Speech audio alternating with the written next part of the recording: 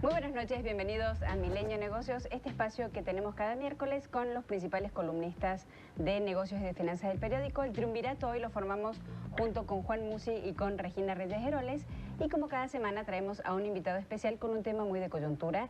Ahora, con esto de la calificación de México y cómo nos están poniendo notas o cómo nos ponen a revisión, decidimos invitar ni más ni menos que a Félix Boni, que es el director general de análisis de HR Ratings, que es una de las, bueno, es la única calificadora 100% mexicana y una de las pocas no americanas que opera a nivel global y que tiene permiso de la SEC para eso. Y un poco para romper el hielo, y a lo mejor voy a hacer una pregunta un tanto obvia, ¿cuáles son los beneficios que tiene una calificadora 100% mexicana versus la competencia que tiene fecha o tiene nombres americanos por estar in situ en el mercado? Pues en lo que refiere a la calificación de papeles de instrumentos mexicanos, yo pienso que tenemos una ventaja en el sentido de que estamos aquí todos, a pesar de mi acento, yo estoy aquí más de 25 años aquí en México. Y Eres ya mexicano. Básicamente. Y básicamente aquí estamos, esa es nuestra casa, y pensamos que ojalá que eso nos da una ventaja, ojalá, quisiera pensar que sí. Pero además de eso, también tenemos mucha énfasis en productos dinámicos. Hacemos proyecciones que pensamos que es muy importante y todo el lector puede ver exactamente cuáles son nuestros supuestos para llegar a una ¿Hay muchísima transparencia en eso? Hay mucha transparencia y yo creo que es uno de los elementos para nosotros es más importante en el sentido de que aunque algún lector quizás no está 100% de acuerdo con la calificación, puede ver de manera muy detallada exactamente cuáles son los supuestos que hacemos para llegar a esa calificación. ¿En qué materias te fue mal y en qué materias te fue bien? Y eso sin duda es muy importante para las empresas, bueno, porque no solamente califican deuda soberana, deudas estatales, sino también califican empresas. Y yo creo que eso en el tema de finanzas personales, para la gente que quiere hacer inversiones, sin duda es muy importante. Sí, claro. De hecho, los que nos animamos a ser inversionistas en México, que somos pocos, normalmente la duda que tenemos es en qué nos fijamos, cuáles son esos indicadores que podemos seguir que permitan hacer las decisiones mejor informadas, ¿no?, en términos de inversiones. Entonces, para ustedes, ¿cuáles son esos, no sé, pienso en el tipo de cambio, ¿no?, pero qué otros indicadores y cómo establecer estas inversiones para tomar decisiones, digamos, correctas?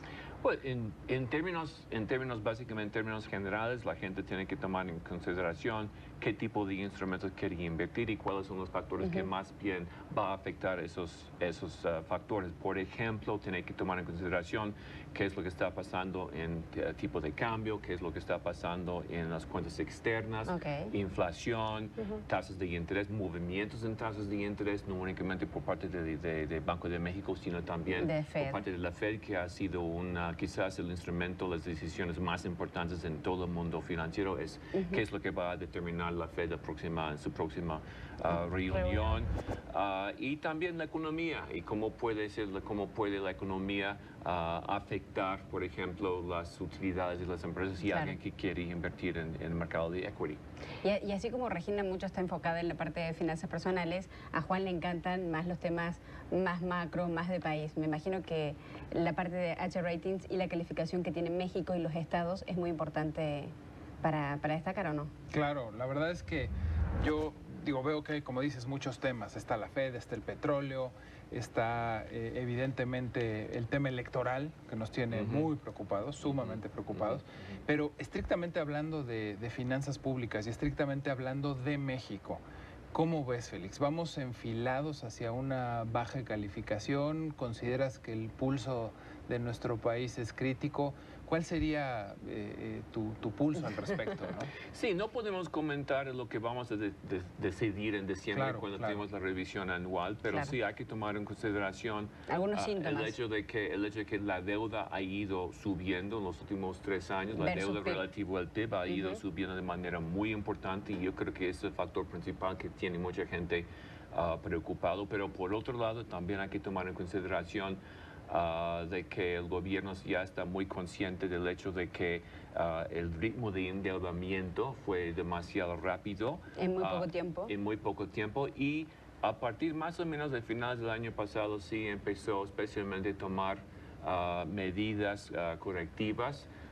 En los últimos 6 meses, por ejemplo, la deuda no ha aumentado relativo al PIB, aunque eso no es una situación que va a seguir indefinidamente, probablemente para finales del año. Sí va a haber otro incremento, pero por lo menos sí está tomando las medidas para impedir que crezca más, y vamos a ver el éxito o no de estas políticas. Y también hay que tomar en consideración de que por el hecho de que 30% de la deuda consolidado está denominado en moneda extranjera, principalmente eso dólares. Te afecta por el tipo de cambio, claro. Pase lo que pase, haga lo que haga el gobierno, son factores que están afuera de su control directo, ¿no? Pero no completamente, porque básicamente mandando señales positivos al gobierno que está consciente del problema y está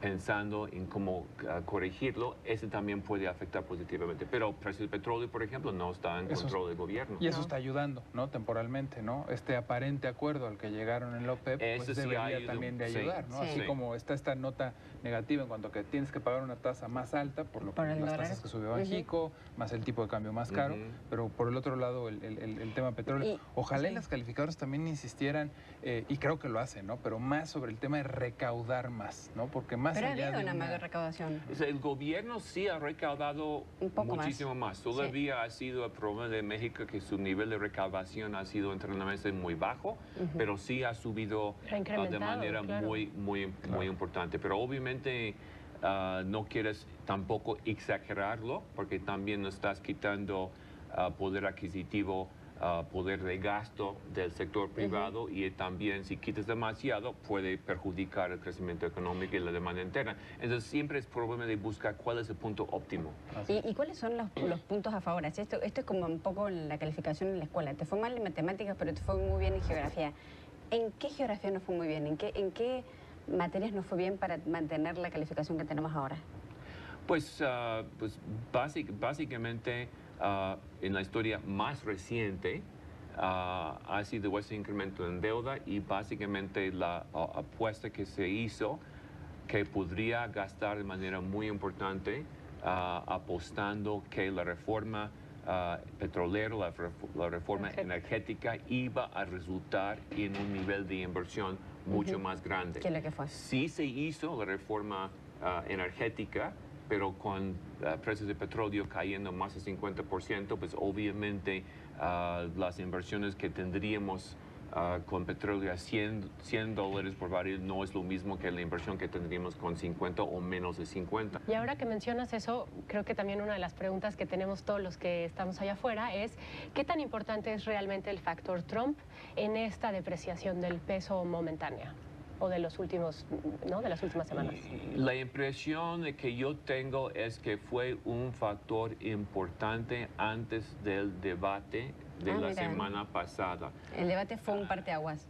Parece que sí, parece que sí. Pero no hay que confiar. No sabemos, pero parece que por lo menos en términos de las encuestas, el momentum que tenía el señor Trump aparentemente ya se paró con el debate de la semana pasada. Sin embargo, tenemos 2 debates más. No creo que va a tener un impacto tan importante como potencialmente tendría el primero.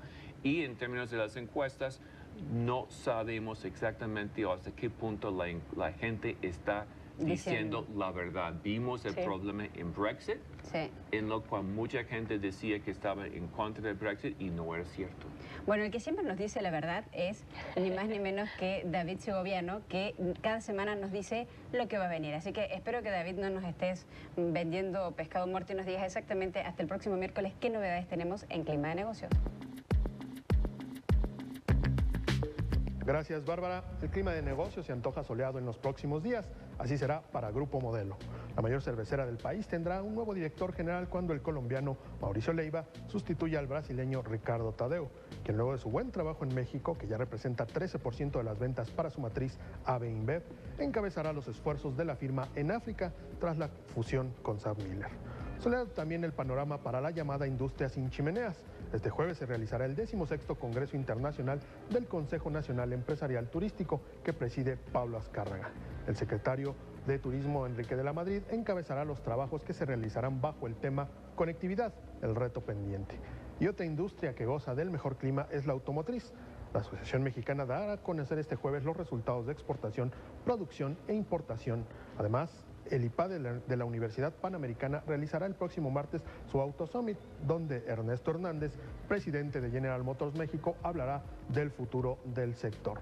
Y regresando, Bárbara, con nuestro invitado, me gustaría preguntarle qué tan comprometidas están las finanzas públicas en los estados y cómo afectará sus calificaciones en los próximos meses. Muchas gracias. Sí, ¿qué tan comprometidas están las finanzas públicas en los estados que ustedes califican y cómo afectará esto a las... Es que la deuda, lo que se llama, es como 50% del PIB, y la deuda de los estados está como en como 3% del PIB. Entonces no es un... No es un factor de riesgo. Es un factor importante, pero... y es importante que se controla. Pero tampoco no creo que es un problema exagerado ahorita. Lo que sí estamos viendo, por ejemplo, en los últimos meses, el ritmo de crecimiento, por ejemplo, del crédito otorgado por el Banco Comercial hacia los estados y municipios. Ha crecido mucho. Pero ya su tasa de crecimiento ya está desacelerando, en buena parte por todas las medidas que está tomando el gobierno federal para tratar de controlar. Entonces, ¿no ves ahí un factor, un foco amarillo, un foco rojo en los estados endeudados? Si hubiera, no, en algunos estados en particular puede ser un problema, pero nada más estoy hablando de nivel macro en términos del conjunto de la deuda. Pero eso no quiere decir que en algunos estados puede haber un problema más serio que en otros. Pero a nivel macro, yo creo que el deterioro ya no estamos viendo como quizás estábamos viendo hace un par de años. Y a lo mejor, Félix, te invitamos en noviembre cuando ya tengan los datos más concretos del cierre que ustedes siempre hacen para que nos cuentes la película que terminamos el año y qué pronósticos tenemos para 2017. Agradezco muchísimo que nos hayas acompañado hoy, que nos hayas explicado un poco el tema de las calificaciones. Juan, muchas gracias como siempre. Regina. Gracias. Y en la audiencia nos vemos como siempre aquí el próximo miércoles con más Milenio Negocios.